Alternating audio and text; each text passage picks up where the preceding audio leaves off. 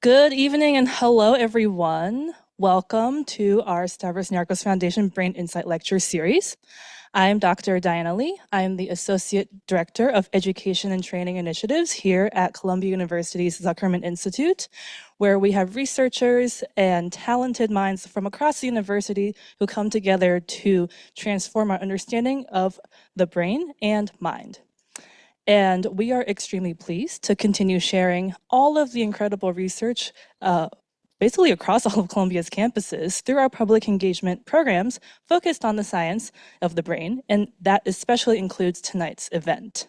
So with the Foundation's generous support, we continue our commitment to exceptional science and outstanding programming that highlight all the ways that neuroscience intersects with our daily lives.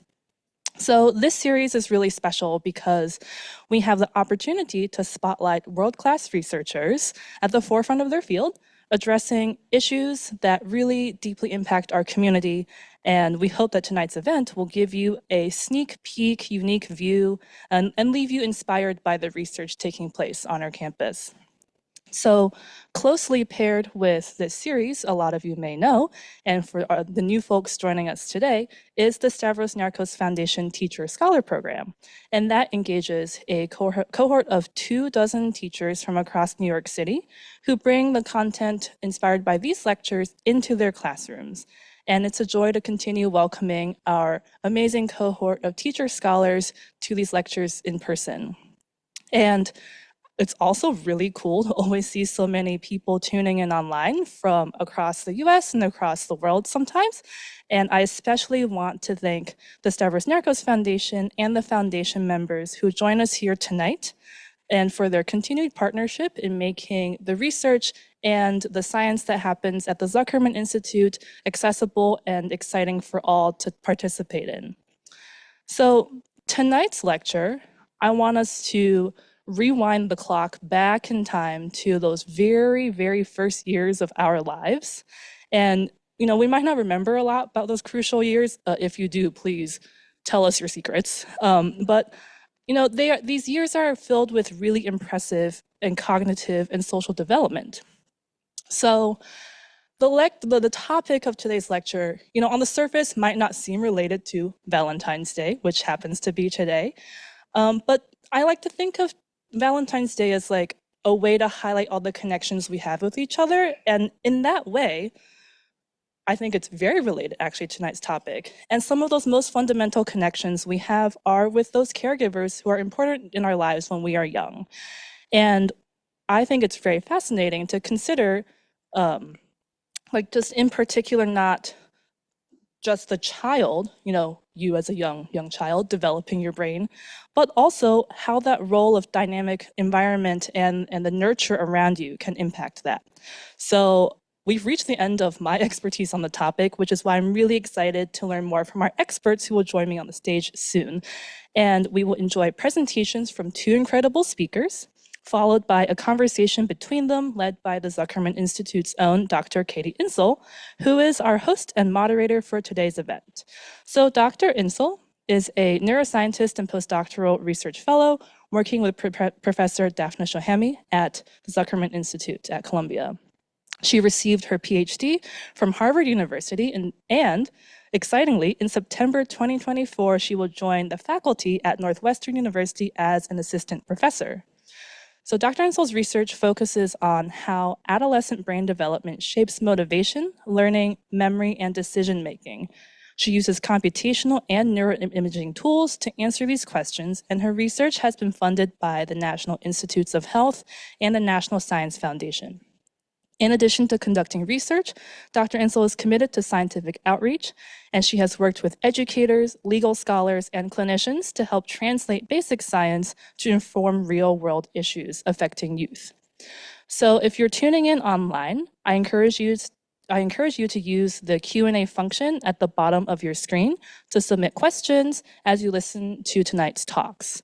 And for our in-person audience, please raise your hand during the Q&A portion of the event, and Dr. Insel will invite you to ask your question by speaking into a microphone. So please put your hands together to join me in giving a warm welcome to our host and moderator, Dr. Katie Insel.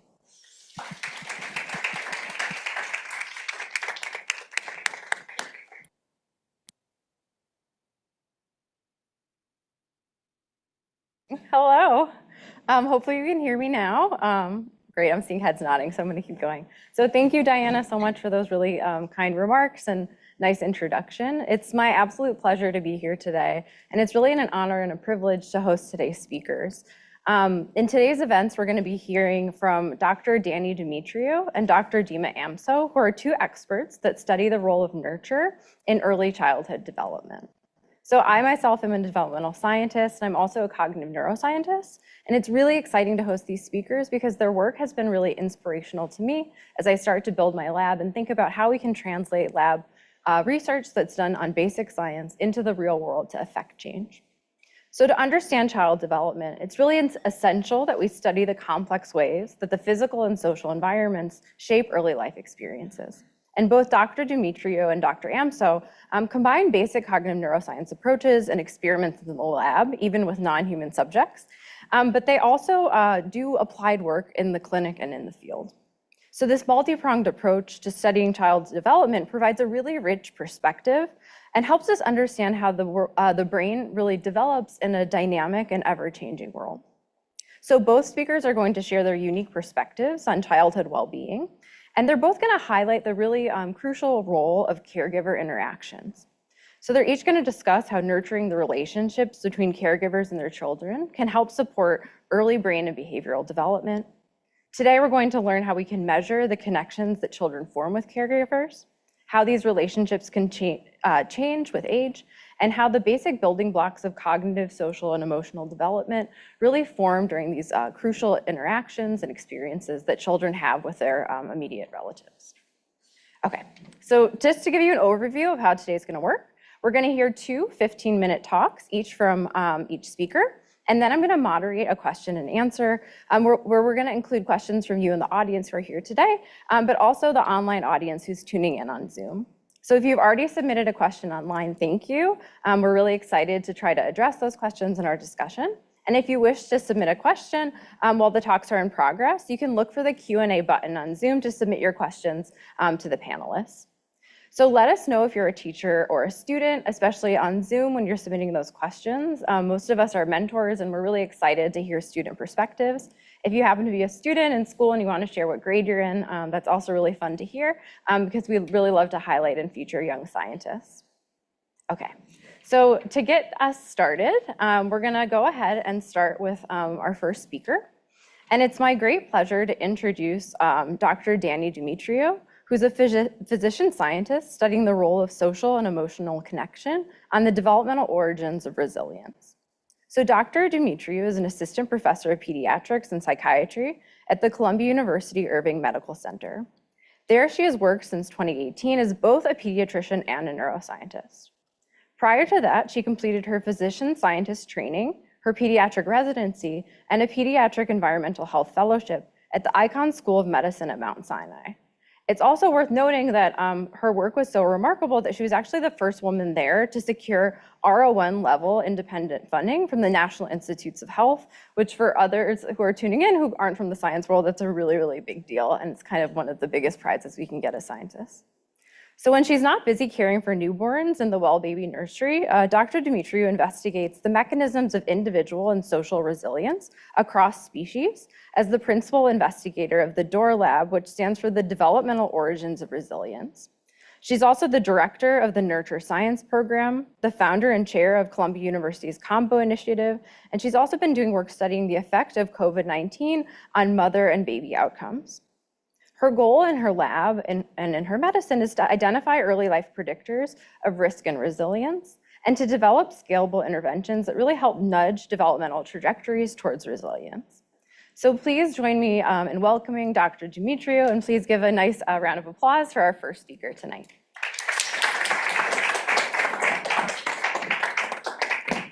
Can everybody hear me? Okay, great. I see hands. Thank you so much for this kind introduction and for the invitation. It's really a pleasure and an honor to come here tonight to share with you more of a vision than an actual finished product. But I'm really happy today to tell you about some of the work that we're doing at the neuroscience program on the question of what are the developmental origins of human connectedness, and how can we hardwire programs that promote strong early relationships into pediatric primary care and beyond. So as you can imagine, that is a really big topic. So today we're really just mostly talking about vision rather than finished products. So I'm a pediatrician. And I'm a general pediatrician, and I work in the nursery. And most people ask why, and this is why, because I get to hang out with cute babies. And it's kind of my, part-time, free time, fun time. But of course, I'm also a neuroscientist, and this is one of my favorite graphs, which shows the brain from birth through 24 months of age, when the brain actually doubles in size, right? So there's this amazing opportunity to study brain development, and in particular, to work on the pathways by which this brain development is improved and enhanced. And we know that things like breastfeeding promote brain development, sleep, face-to-face interaction, so babies have this special attunement to faces, and closeness with early caregivers. So I get to be in there at the first moments of life and promote some of these things. We also know, however, that there's a lot of things that block this brain development, things like toxic childhood stress, things like parental stress. And most recently, with the COVID-19 pandemic, we also have to wonder about the effects on olfaction, because olfaction or smell is involved in bonding, as well as masked faces, because again, babies have this special attunement to faces, and we don't know how this is going to affect them. And probably everybody here, even if you're a high school student, has heard of the fact that adverse childhood experiences, or ACEs, as we call them, are bad for your health, right? They're bad for your health, and they're dose-dependently bad for your health. So the more of those adverse events you have in your childhood, the worse the outcomes in your adulthood. But you probably know that they might be predictors of things like depression and drug use, but you probably don't know that they're also predictors of cancer risk in older age, and of heart disease, and even of broken bones, right? So it's really important to get in there and do something about it. So important that the American Academy of Pediatrics in 2012 put out a statement to basically say, okay, we really need to focus on this in pediatrics. We need to take care of the toxic stress. We need to prevent it in order to improve life course health. But a decade later, we have a mental health epidemic on our hands, right? And it's getting worse. It's so bad that the American Academy of Pediatrics, together with a couple of other organizations, have actually declared it a national emergency and asked the Biden administration to declare it a federal national emergency. And our Surgeon General, Dr. Vivek Murthy, of all the different things that he could have focused on during his tenure as Surgeon General, has focused on loneliness. Because we now know that loneliness is as bad for your health as smoking half a pack of cigarettes a day. It actually increases mortality and morbidity and basically cuts your life short by at least a decade. So this is a big problem, right? And what's the solution? Well, you probably don't need to be a neuroscientist to say human connection, right? But it turns out to be a really big problem. And so how do we get back? How do we get back to this human connection? Well, amazingly, the American Academy of Pediatrics in 2021 said, okay, we've focused on ACEs and trying to get rid of bad toxic stress during childhood for a decade. It hasn't helped. Things have gone worse. Let's reframe. Let's work on a strength-based approach. Let's now reorient pediatric care towards the promotion of early relationships as a possible sort of panacea of you can't get rid of the stress, but perhaps you can promote resilience building circuits. So shortly after that statement was put out by the American Academy of Pediatrics, my postdoctoral fellow, Dr. Andrian Lavallée, who's here in the audience, embarked on putting together a meta-analysis of where are we in the field. So if we take all the knowledge that we've learned so far, are there ways to scale and implement interventions into pediatric primary care? So we did a meta-analysis of all the randomized clinical trials out there, RCTs, that implemented some sort of intervention between the caregiver and infant in order to promote those early relationships. And you're welcome to scan the QR code to see our preprint. This is a massive, massive study. We included 110 papers, 93 RCTs. And I'm not going to go over the results except to say, basically the main takeaway was nothing is ready for implementation. We do not have a way to do what the American Academy of Pediatrics wants us to do. So how do you reliably even measure early relationships, right? Like, let's just start from the basic concept there. Like, what is ERH, or early relational health, right? There's this buzzword out there that we use in the field. Everybody wants to promote ERH, but what is it even? What actually is ERH? Well, it turns out that there's not really a good definition because there's also many different ways of looking at it. So for example, a mom's feeling towards the baby is usually called bonding. The baby's feelings towards the mom, it falls in the realm of attachment. And then there's individual constructs such as emotional availability of the parent or sensitivity of the parent. And then there's also child constructs like temperament. And in my lab, in particular, we study a dyadic concept of emotional connection or emotional synchrony, which basically says that we are looking not at what each individual is doing or feeling, but rather at the space between them and the emergent properties of their interaction. And this is not just semantics, right? So these different constructs out there are not just intellectual pursuits. In fact, in our study, in a series of over 400 dyads, when we measured 3 different constructs, maternal sensitivity, bonding, and emotional connection, we find absolutely no correlation between the 3, right? So these are the same mother-baby dyads at the same age. In fact, the video visit, the sensitivity and emotional connection are happening in the same video visit. And yet there's no correlation between maternal sensitivity and the dyadic emotional connection.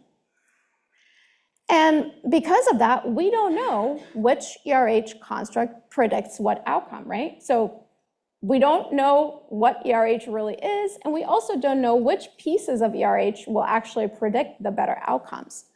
So what do you do in that case? Well, you start really large studies. When you have, such a big unknown, you start really large studies. One of the studies that I spearheaded is called COMBO, or COVID-19 Mother-Baby Outcomes. This was started in spring of 2020 with an initial focus on understanding the effects of the pandemic and of maternal infection on the COVID-19 generation, but now really moved into understanding early relationships and early relational health between the mom and baby, and we're also going to be expanding into family level assessments. So we started with a lot of surveys. We've added a lot of video visits. We also even do brain MRIs. We do other cool things like actually testing mom's smell. And right now, so far, we've had over 200 researchers that have contributed to this work. It's really a very large undertaking, and it's growing by the day. We've enrolled about 1,500 dyads from across 3 different states. We have collected over 2,000 videos. Most of them are at least an hour long. And we have over 25 million data points from surveys, unique data points. But the plan, and I won't really be able to go through this in depth with you today, but I'll talk a little bit about our collaboration in a little bit, is to enroll 5,000 families from a representative sample from the US. and really deeply phenotype every construct within the early relational health sphere to understand, and then follow those families out into adulthood to understand, again, the question of what construct predicts what outcome and in whom, right? Because we also need to have a very diverse sample to be able to look if certain populations have different outcomes. Problem number 2 that we identified is, well, how do you effectively and efficiently teach quantitative measures of early relational health? So if you start digging into this literature, it turns out that anything that you want to code for, right? So if you want to look at attachment or bonding, it either is an unreliable measure that is something self-reported, right? So a survey, which is not that reliable for the most part. And any observational measure that you have out there takes generally a very long time to learn and then to actually code, right? So most of the constructs out there take weeks to months for somebody to learn how to code a video, and then the actual coding of something like a 10-minute segment can take hours, for example, sometimes even more. So my lab is developing right now an emotional synchrony scale. This is based on the WEC, so the Welsh Emotional Connection Screen. And basically what we've developed is a 45-minute training into the elements that make up this very dyadic construct of emotional synchrony. So we talk about things like observable physical elements. For example, mutual eye gaze would be one of those. We talk about observable emotional elements, so things like smiling and frowning. And then we talk about the patterning of how the mom and baby come together in terms of mirroring or mismatching each other.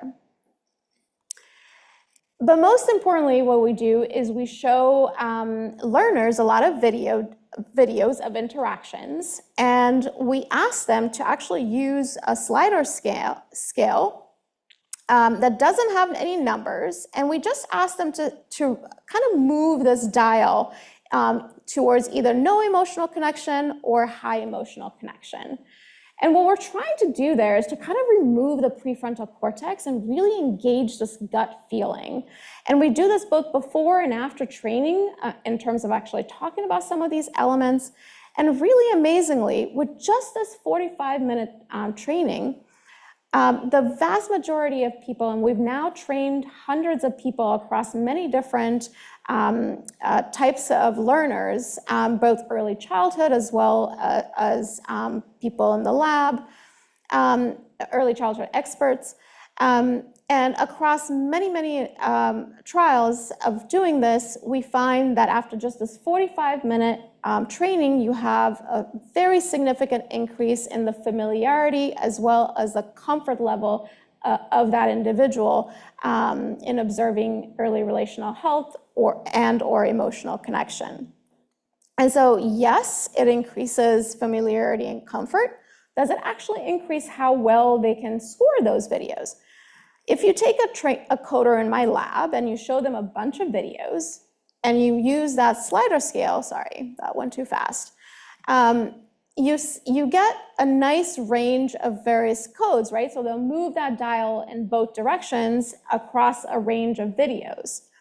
If you take first-time learners before they've ever actually been trained, you see that there's much more narrow use of that slider scale, and it kind of hovers in the upper half of it, right? So towards high emotional connection.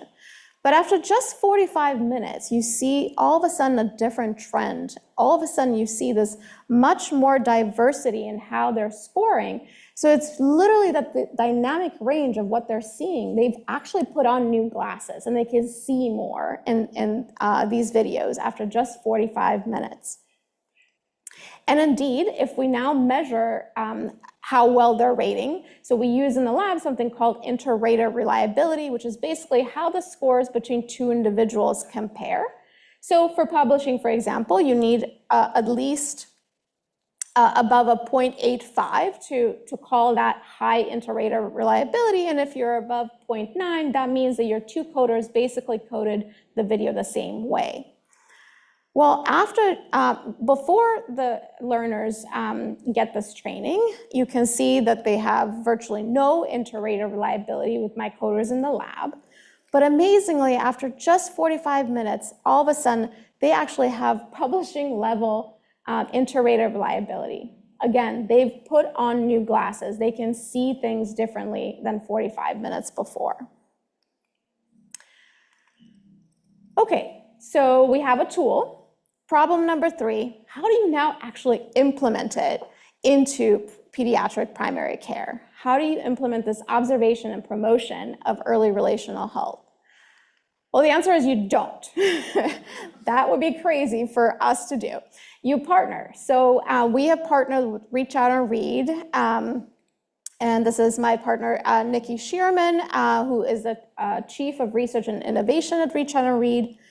And for those of you who might not have heard of Reach Out and Read, it's a nonprofit organization embedded in pediatric primary care. They're in over 6,000 clinical sites in the US, all 50 states.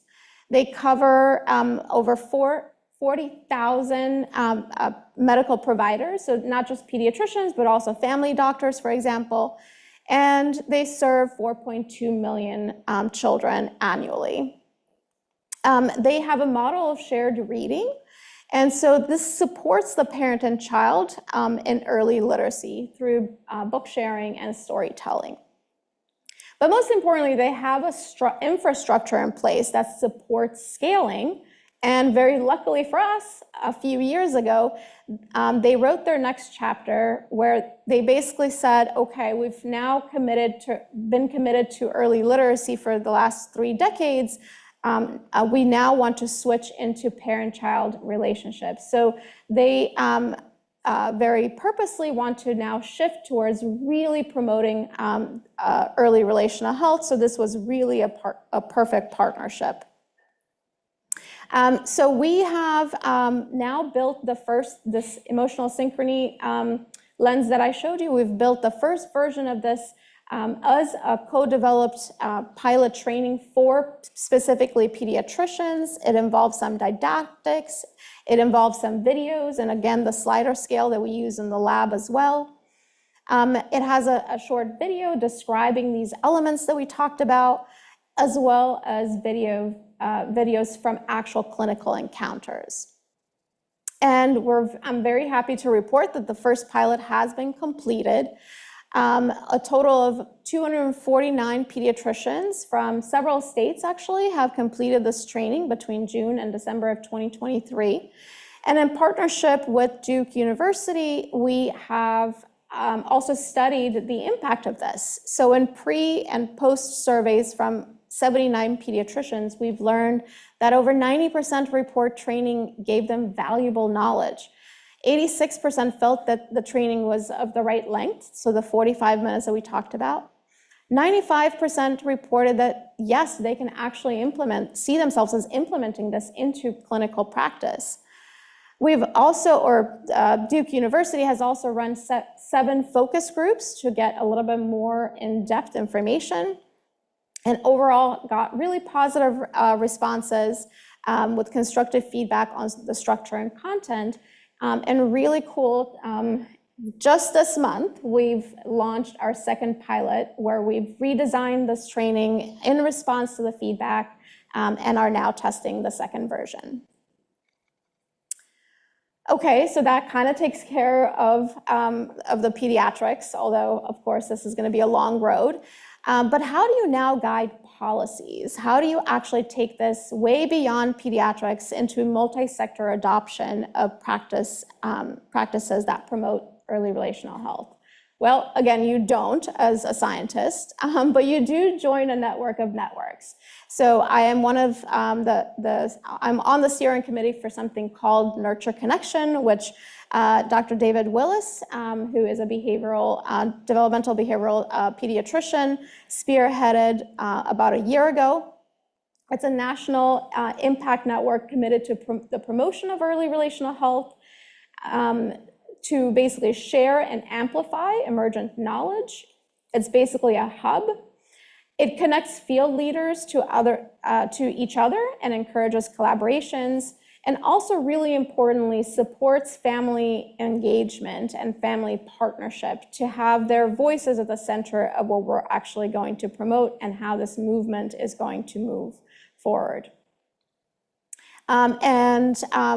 A few months ago, we published our very, very ambitious research agenda for the next decade, which I should have also put a QR code on this, but you can probably pretty easily find it. So in summary, it takes a village. And that's pretty much all I have for you tonight. I'm really happy to discuss this afterwards. And just wanting to point out that this work really represents a tremendous effort from so many people involved and really true partnerships across the country. Thank you.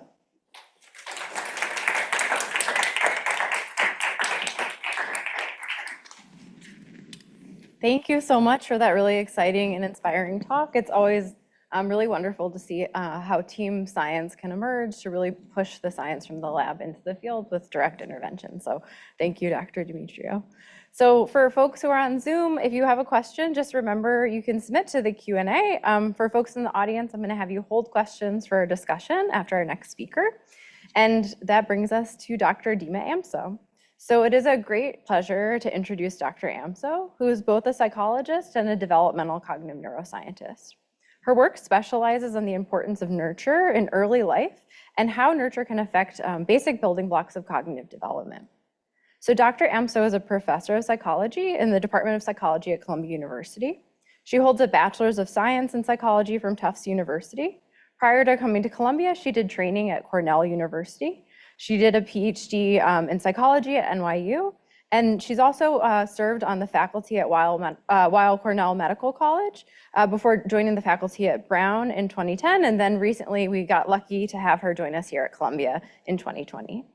So Dr. Amso's research examines the development of attention, executive functions, and memory beginning as early as infancy. She's particularly interested in how environmental variables shape these individual trajectories, and she's offered over 100 papers on the topic, which is a huge amount for non-scientists in the audience. Dr. Amso's research has been funded by the National Institute of Mental Health, the National Science Foundation, the National Institute of General Medical Sciences, many more institutes and foundations, where if I kept listing them, we wouldn't have enough time for her talk today. But rest assured that she's won many awards and lots of funding to recognize the quality of her scholarship. I also just want to point out a few of those awards, including the James McDonnell Scholar Award, as well as becoming a nominated and elective fellow in the American Psychological Society. These distinctions really point out the impact that she's made on the field and the lasting and continuing contributions that we're excited to watch unfold. So please join me in welcoming Dr. Amso to the stage.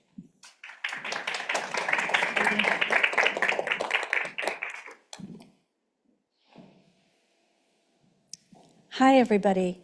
Thank you so much for being here on Valentine's Day, and special thank you to the ZI team for putting this series together and for inviting me. I wanted to start with the event description because I thought they did such a beautiful job writing it, and it sets up what I want to talk about so well. As we progress through infancy and childhood, how do the connections we form with caregivers nurture us as we navigate an increasingly complex and ever-changing environment? And what you just heard from Dr. Demetrio is that is consistent with a lot of really wonderful science out there, which is that people have really been interested in the value of caregivers for supporting socio-emotional development and sort of teaching children how to function in the world with respect to relationships. And this is why I say to caregivers with love, especially on Valentine's Day, because they play a really crucial role in forming the trajectories of brain development that support excellent socio-emotional function. That's not what I study. What I study is brain and cognitive development, the building blocks of cognition in infancy and beyond.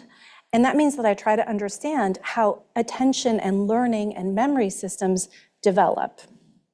Now, I'm going to make the argument in this presentation that the caregiver really early in life serves as a signal to tune infant development so that infants adapt and specialize to act and learn from the dynamics of their local world. What do I mean by that? I mean, within the context of early interaction with caregivers, it's our hypothesis right now that during that interaction, they're learning how to attend to the world. They're learning how to learn from the world. They're learning what to prioritize. And that's easy to sort of think about when I show you these images. So this is a toddler, and this is a book reading situation, and she's getting, her mom is pointing. So she's saying, okay, like, look at this. Her mom is clapping with her. So she's reinforcing her for behavior. She's positioning her physically. Perhaps the child was trying to move in the middle of the context, in the middle of the conversation in the book.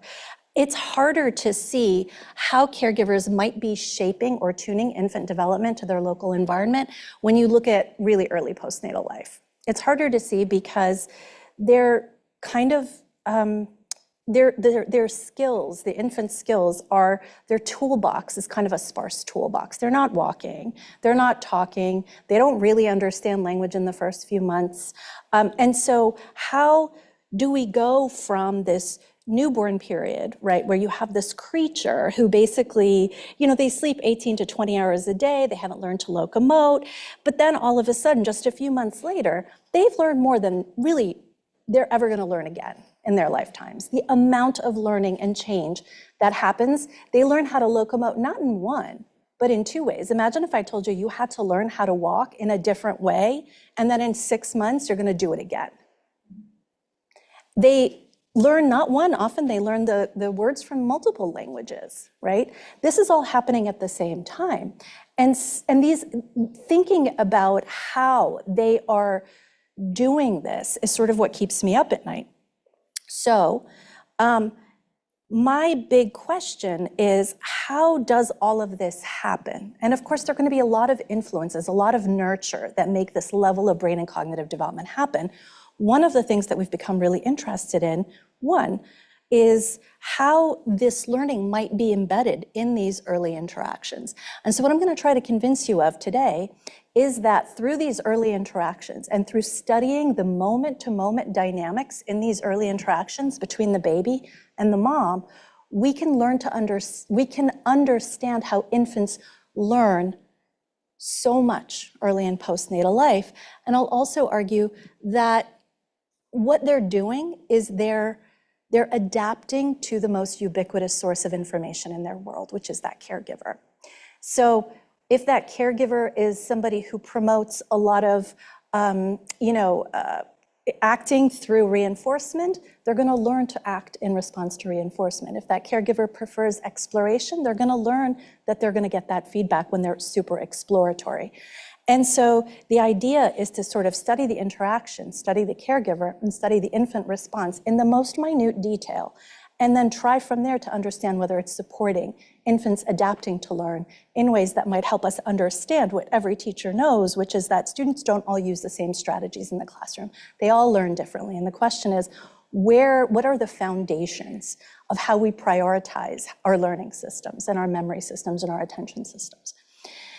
So this is not a story about good or bad. This is a story about adaptation. This is a story about how do you tune to your environment and how do caregivers play a role in that, beginning in those first few months of life.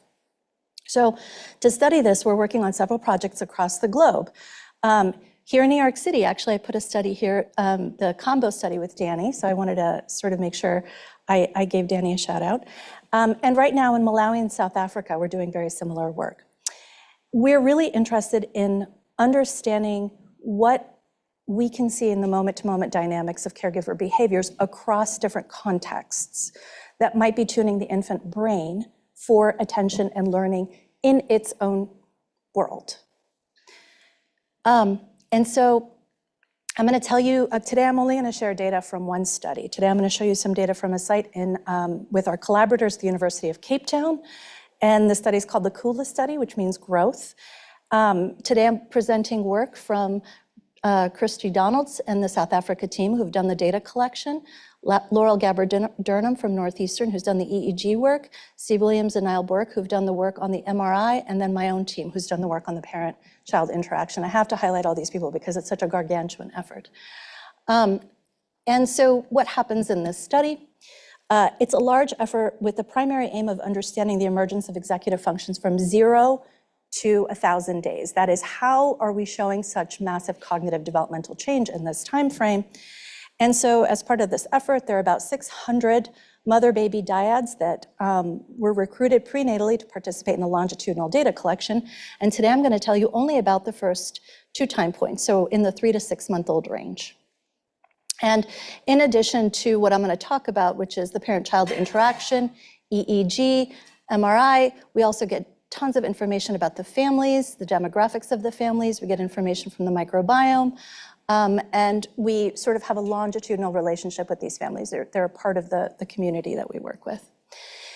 The variable about caregivers that I want to talk about is called caregiver predictability. What does this mean?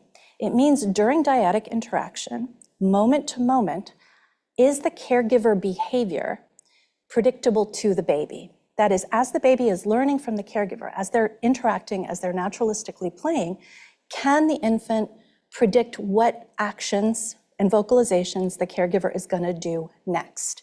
These are not behaviors like smiling. They're not high-level behaviors. They're behaviors like I touch an object, I hold an object, I label the object, I vocalize. And the argument here in looking at this sort of very, very fine-grained signal is that really what infants are learning is which sounds or words should they repeat to have their needs met?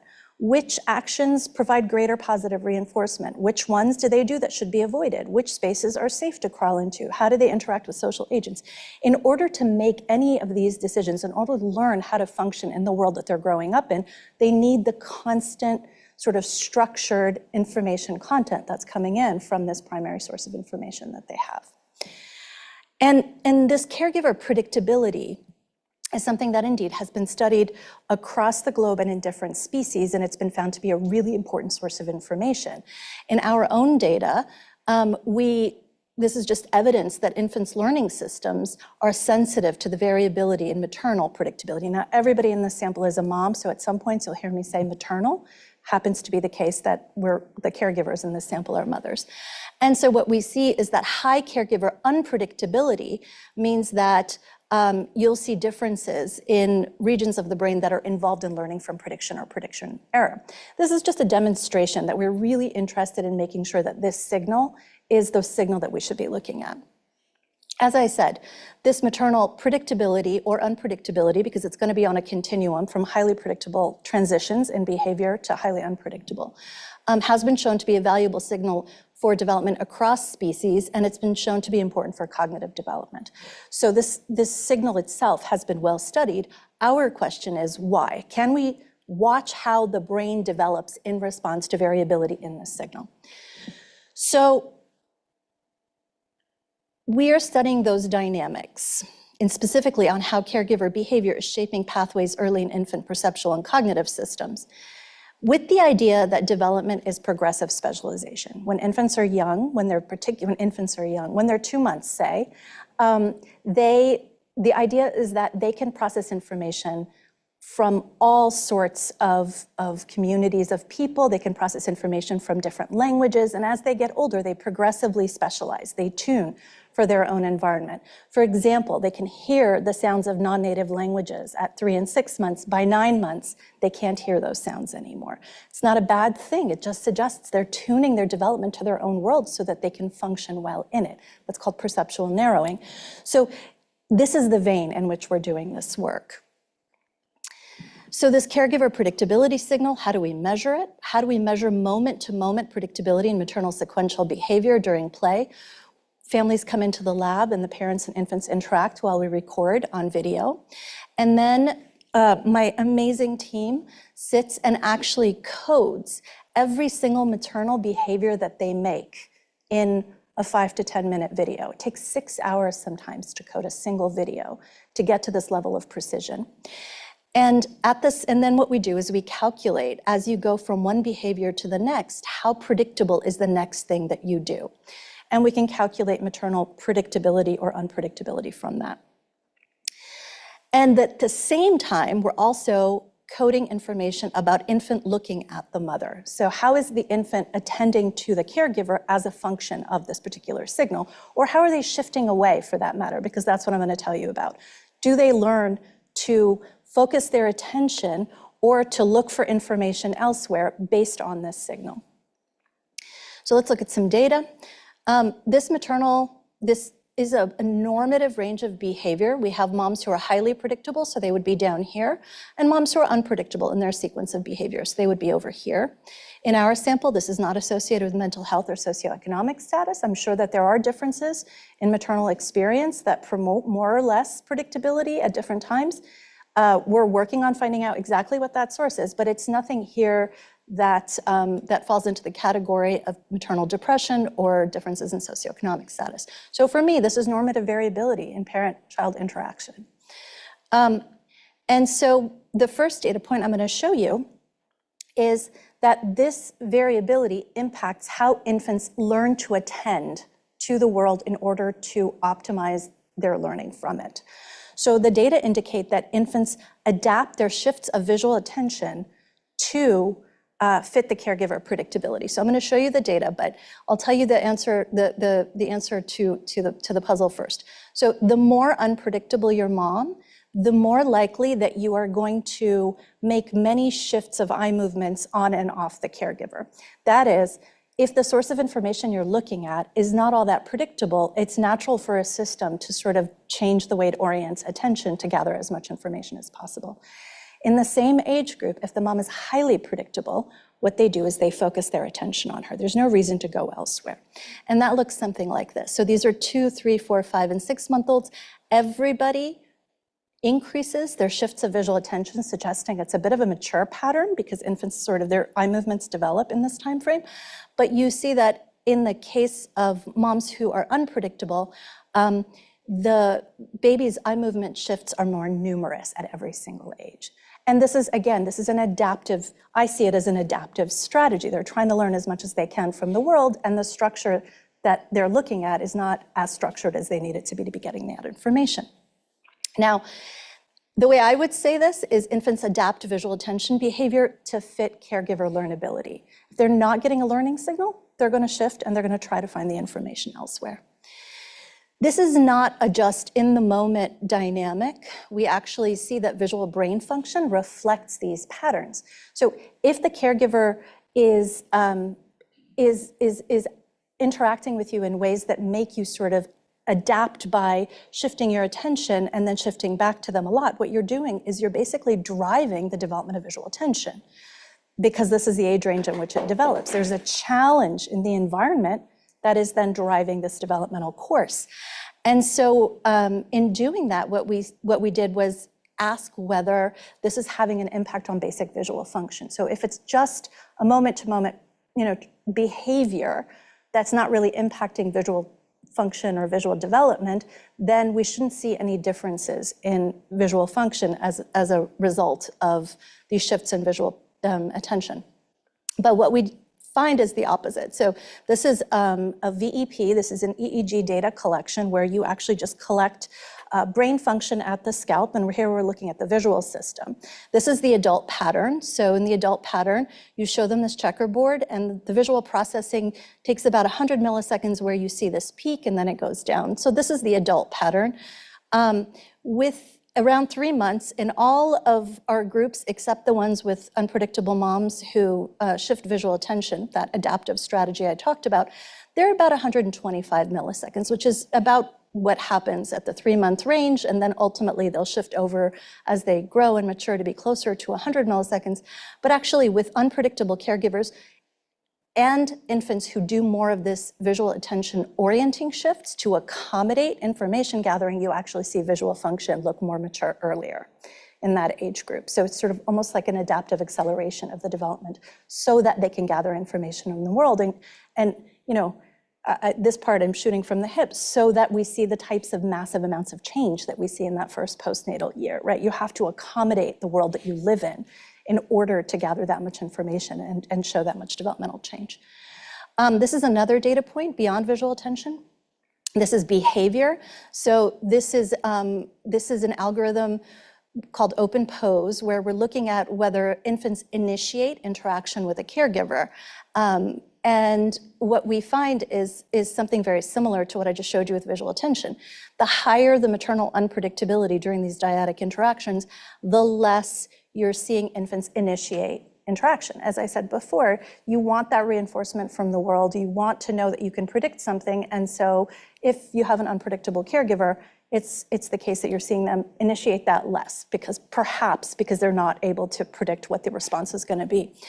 I have 3 lines here, and it's to remind me to tell you that nurture is multidimensional. So this is one dimension of these caregivers. This might be something that changes in a couple of months as a caregiver becomes more comfortable being a parent, et cetera.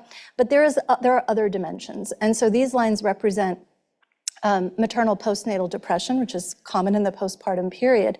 And what this shows, this blue line shows, is that it doesn't matter if you're the most predictable mother in the sample. If you are high on maternal depression, infants don't initiate that interaction. So this is me saying that it's important to care for the caregiver. It's important to understand normative variability in the way that parents interact with their infants. But it's also important to remember that there is no one dimension that defines a caregiver. That, in fact, it's a multidimensional structure that leans on itself. And in this case, you can see that, very predictable moms, infants initiate a lot of interaction. Very unpredictable, they don't. But this all sort of changes as you layer the depression on it. So in summary, what I want to tell you is something that you probably knew. Parents are the first teachers of their children, but not just what they learn, but how they learn may be explicitly coupled with caregivers in a way that sets the foundation, the building blocks for lifelong learning and memory. So with that, I'll say thank you.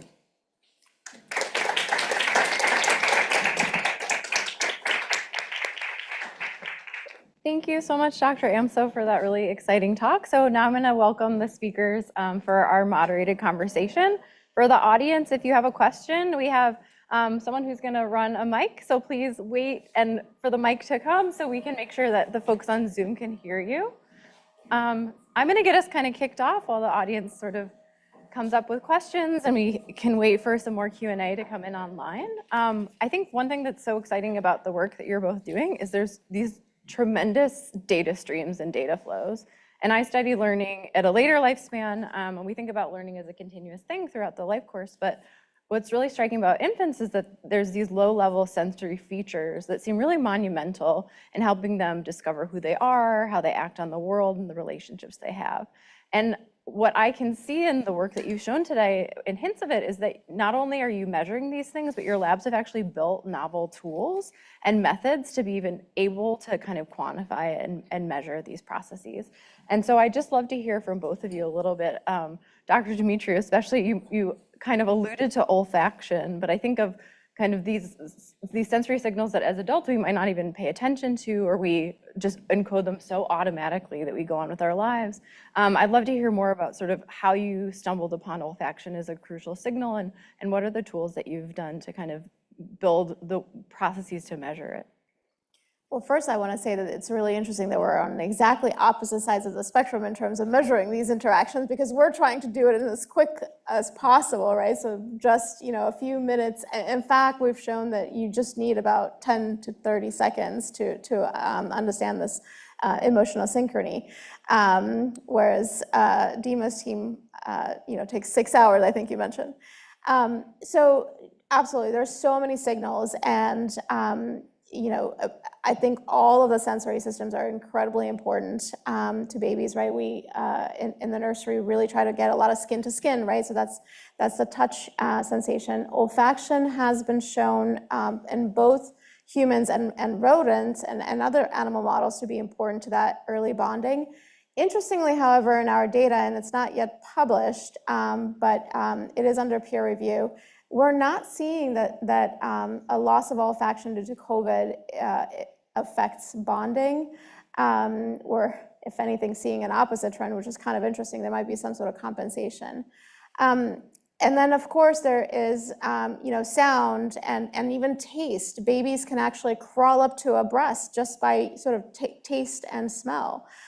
So all of these signals are invariably really important.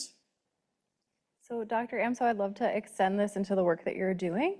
So I'm really interested in understanding from all this very rich and beautiful data, how do you extract the kind of sensory or perceptual signals that are the most meaningful? So I spent the first 20 years of my career just studying perceptual development and visual development in particular. And it's really kind of late in my career that I've come to studying the structure of the world that might be supporting these systems. So in some ways, it's intuitive to think these things would develop independent of the input that infants are getting because they're so common to all of us. But it turns out in reality, you can map a system like the visual system, which we've done, but unless you understand how experience changes it, makes it go a little faster, go a little slower, set the stage for sort of its overall function, it's sort of an incomplete story. And that's actually how I ended up in the caregiver sort of domain, not so much.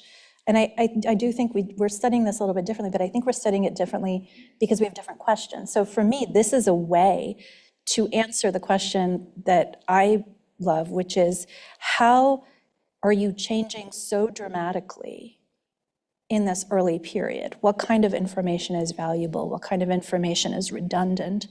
And can we see that manifest in the brain? And can we look at it through the lens of adaptation? And are you adapting to your world? Are you specializing for your world? And so for me, studying the sensory systems is like the ground floor, but really the first floor is how do they change in response to experience? And they do. And so that's how I tend to think about it. Super exciting. So I'm going to open up the questions for our in-person audience. Yeah, over here on the right.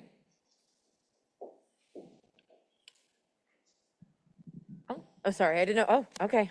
Hi. So I have a broad question for both of you and then more specific questions for Dr. Amso, if I'm allowed to. We are the teacher fellows, and we, in a previous session, learned about AI and its pros and cons in terms of research. So I'm curious, it seems like so far from what you've said, both of you have chosen to not use AI management systems for your research. So I'd be curious about why that is, or if you have considered it, why you would. And then my more specific question, we were talking before this about the impact of screen time on our students' brains and their visual interaction. So I'm curious if you've seen that even in kids, Dr. Amso. And then I have kind of a silly question when it comes to caregivers. I am not a parent of a human, but I am a parent of a dog. And I'm curious if those same interactions have been studied in between species. It's a great question. Do you want to start? Sure.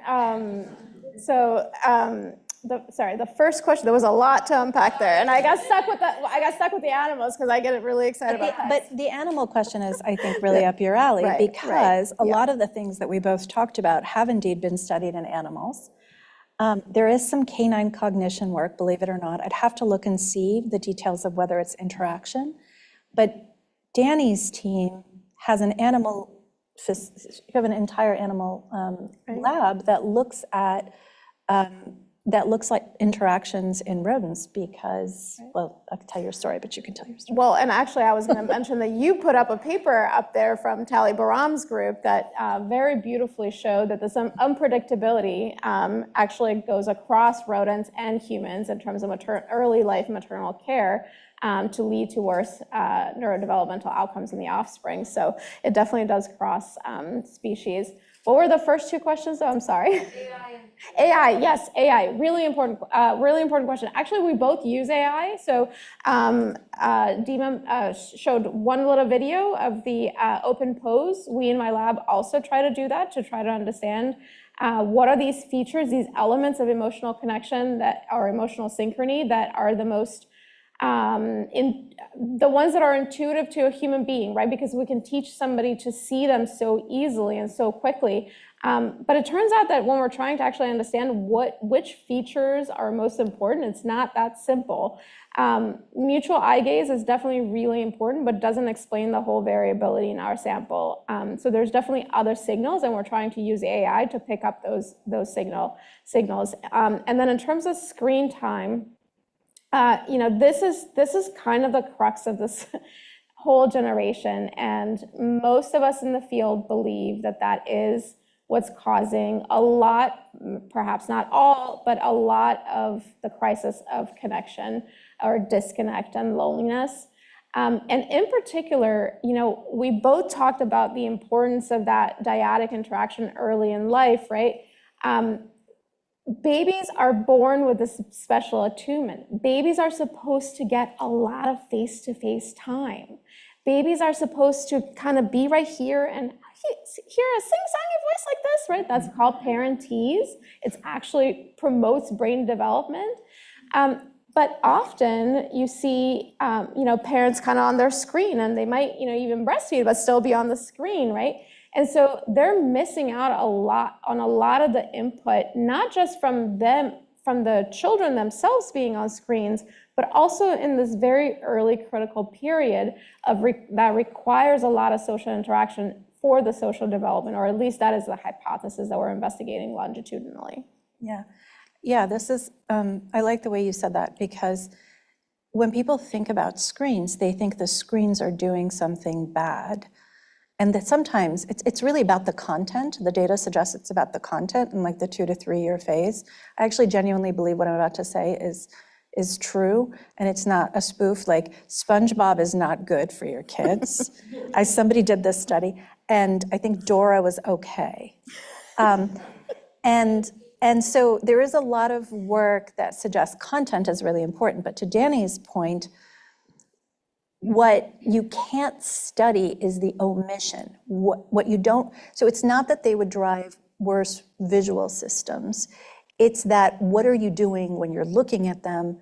Is it what you should be doing for the system to develop? And I think that's the way the field has kind of shifted to thinking about it. It's not so much what does it do to your brain? And the reason for that, I would say, at a low level, is that we live in a world that is very structured. So we get a lot of normative visual input just by opening our eyes.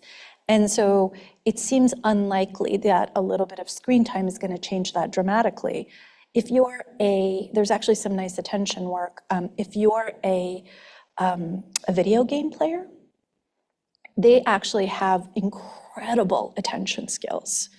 And so they adapt to having to play these like games that, things are coming out from out here. And so rather than being peripheral, which is how most of us think about the world, they're capable of getting information from, rather than being foveal, they're capable of getting information from the peripheral system. But that's an extreme case. So I think it's the way Dani said it is nice. It's in doing that, what are you not getting? And that's hard to measure. The AI thing, I'm happy to report that the human visual system can do things that artificial intelligence cannot. And so we're working with a team at Stanford, Serena Young, and they're amazing, but their machine learning algorithms cannot do what my lab team can do yet. They're working on it. They're going to crack it soon, but they still can't. So it's actually limited still in doing the complex things that we do. The positive of it, from my perspective, is that humans are biased. And so when you bring a human to code an interaction, they're going to bring all of their baggage into that interaction. And so that's why when we look at maternal unpredictability, it's things like touching the baby, holding the baby, vocalizing, but it's not content domain. It's things that impact infant sensory systems only. And so somewhere I think machine learning can be really amazing if it can discover patterns that don't necessarily have all of the sort of bias that's associated with human, content. But they're still actually quite behind, which is pretty, kind of heartening.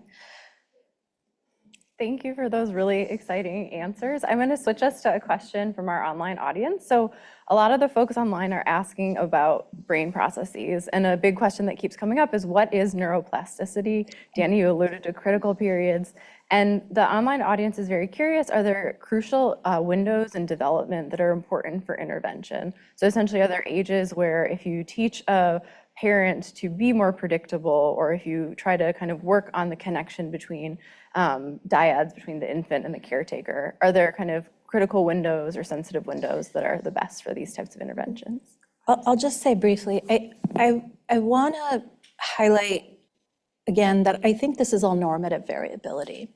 And we're literally capturing one of what are probably multiple dimensions of that baby's environment, and we're using it to answer questions to demonstrate something about brain development.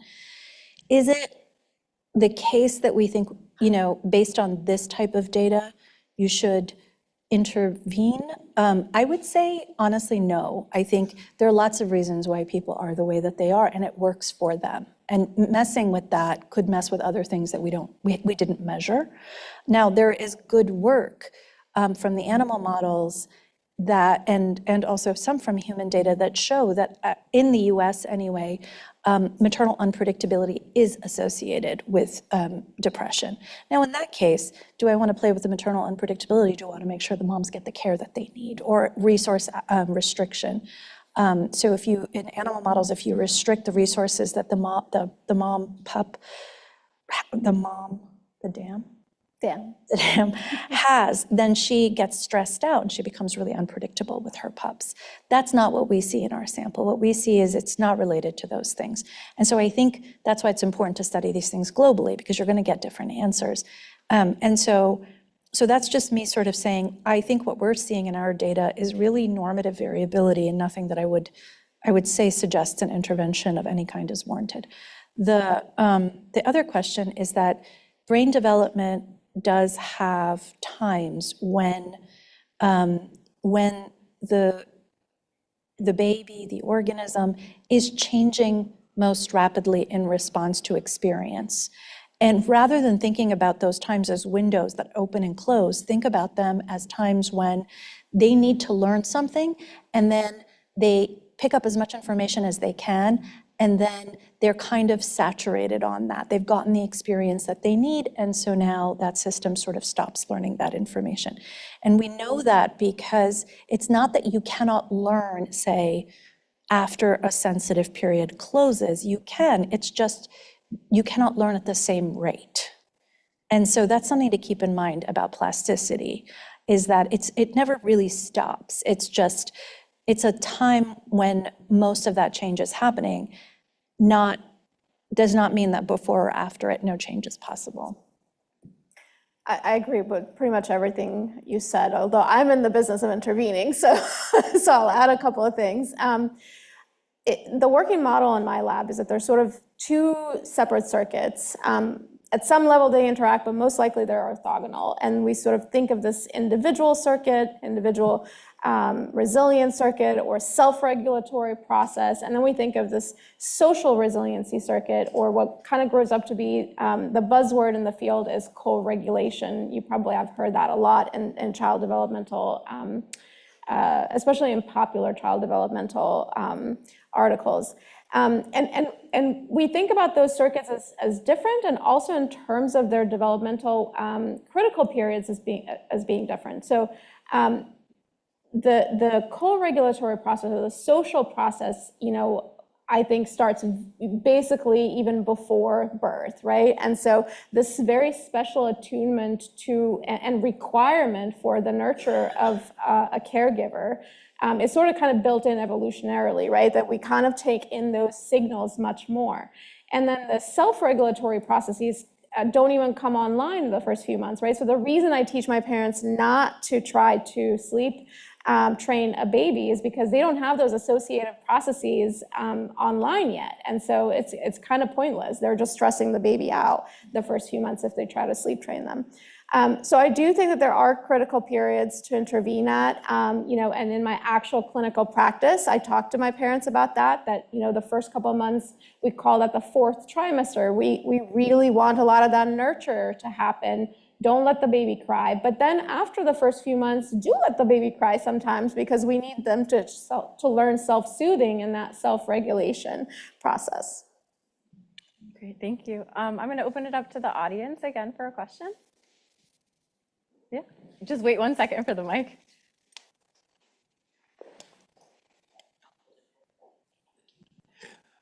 Thank you so much for both of your talks. I really, really appreciated them, and I think they're both very, very interesting. I have two questions for both of you in general, anyone could answer.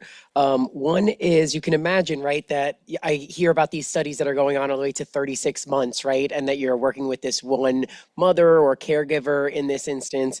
And I can imagine that maybe like in our society, right, some moms only get 3 months paid leave, and then they have to go back to work and all the things that kind of go on with that. So I just wonder if you think the change in caregiver that happens throughout that time causes a disruption or maybe an enhancement in the information system development process, just because I would think, I don't know, is that like a huge change and a big shift and now they're not normalized on this expected kind of predictability, or does that change? And then the second one is just, have you observed any difference in biological sex of the babies depending on, like, is it a male, a biological female, or a male that's interacting with the mother, and if those information systems develop at the same rate based on those things, those genetic differences? Really good questions. So to the question of sex differences, we have looked at the data that I showed today. I haven't seen anything. To the question of what happens as they get older, the way that I think about this is that as infants, so I think of infants not as little adults. I do not think that they're going anywhere. I don't think they want to be me. I don't think they want to grow up and be me. Like, I think they're just they're just their own individual entity that is trying to navigate this really complex world. And as their skill set changes, as they become capable of reaching and grasping objects, as they become capable of crawling and locomoting and going places, as they become capable of social interaction with, say, siblings or other adults, as they see more adults, as the world opens up for them, they may not be so sensitive to this single signal because they're not a captive audience anymore. So same thing happens in adolescence. The very family, everything about the family sort of guides everything until the peers do it, right? And it's the same idea. The same signal will not be as valuable as more and more information becomes available to you from the world. But I think what it will have done is lay the foundations for how you engage with those interactions. I'll add also that we have not seen sex as a biological variable to be meaningful yet, which is interesting in and of itself. That in that very early period, there isn't a difference. In terms of your other question, though, that I didn't get to talk too much about it, but that is exactly what we're trying to tackle in my team by growing our cohort to 5,000 families, and also growing outside of the mother and really looking, and also outside of just mother and father or mom, dad, but really to look at the whole sphere of caregiving in the 0 to 3 space, and very deeply phenotype that, because it might be that you don't necessarily need this, strong emotional synchrony with one parent. It might just be that you need it with just somebody, right? So it might be that you can have it with just an aunt or a grandma, and that might be enough for the development. Or it might mean, or we might find that you need it with 2 different caregivers, like a threshold, right? So we don't know the answers to these questions. And yes, it's really important. So we're planning to actually do this studies as a longitudinal study. Some of you into adulthood, some of you might have heard of the Harvard Happiness Study, which is a study that actually was started in 1939, but they started with young adults in essence. So they started with freshmen at Harvard, and then inner city teens. But the study actually has been running for over 80 years. And basically what they found is that the one secret to happiness is social connection, right? And so we're trying to now actually go backwards in time and start from birth to look at what are those developmental origins, right? Like how does human connection start in that very early period? That's super exciting. I love the perspective work too, because I think we're getting an amazing viewpoint on the horizon of just taking in parents, kids, families as they come in our great New York area, and kind of following them prospectively allows us to really tap into outcomes in a way that we haven't been able to before. So we've talked a lot about kind of awake, interaction, connection. One of our online listeners is really interested in the role of sleep. So is there anything about predictability in the environment or having emotional connections that affects sleep in the infant? And is this something that your research is studying, or do you have data to speak to this? Dr. Amso, do you want to start? I mean, sleep is immensely important. We know sleep is in many ways a big part of early growth, but it's also a big part of learning and memory. So forming memories or memory consolidation often happens during sleep. So multiple things are happening during sleep. The data that I talked about today, I have indeed looked at whether sleep and its sleep quality sort of changes the ways that infants process these dynamics. I've yet to see it here, but I do see it when I look at general brain development as a really, really important variable. Yeah, I think sleep is 18 to 20 hours a day, right, of sleep. So the quality of that sleep, the value of that sleep is just in those numbers alone. So yes, it's a very important variable. But here, I haven't seen it change the dynamics that I've shown. In terms of our work, we haven't actually tried to look at the correlation or association between sleep and early relational health. What we have seen during the pandemic is that that there are sleep discrepancies in various sociodemographic groups. So with our combo work, we have published a couple of papers to show health disparities basically in terms of sleep that were not related to actual COVID status. We are actually partnering right now with a company called Nanit, I actually don't know how to pronounce it. They have a monitor that is commercially available that monitors the infant's sleep to actually look at how objective our survey data is, when we connect that to actual observational data, because we don't have really good tools. They're very expensive in terms of having really good tools to measure sleep objectively. Mostly it's self-report. Thanks so much. I think we have time for one more audience question. We actually are running out of time, but I'm going to wrap us up with kind of a quick fire, just take home. So everyone online is really interested if you have advice for teachers or caregivers. Is the science at a place where we can give advice to individuals about how to support well-being and nurture? And if so, kind of what's your short sort of take home to bring us home today?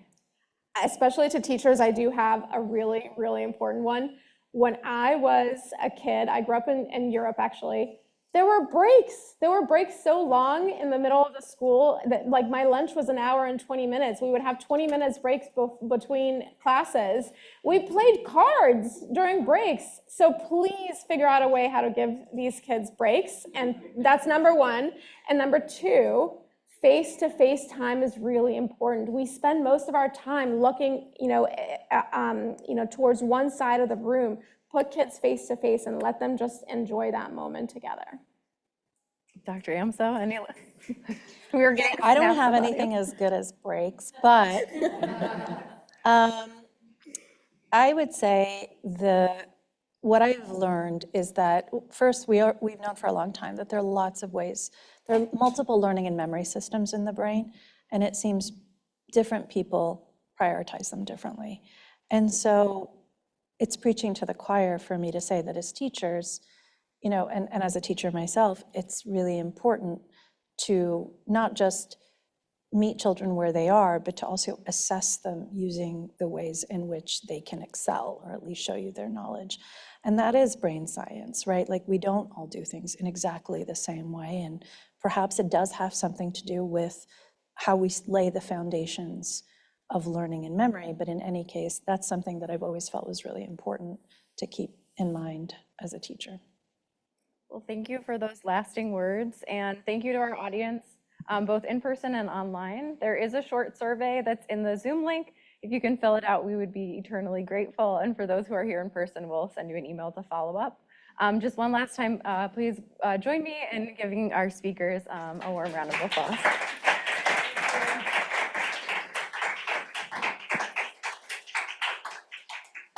I just have one more thing to say. First of all, thank you to Doctors Amso and Demetrio for that amazing discussion and set of talks. And thank you to everyone who joined. If you really liked this, come back for more in 2 months on April 3rd. It's a Wednesday night. We'll have a talk about memory and Alzheimer's disease featuring Dr. Jennifer Manley, Dr. Chris Baldessano, and Dr. Julie Parado. And with that, I hope you all stay healthy, and I'll see you soon.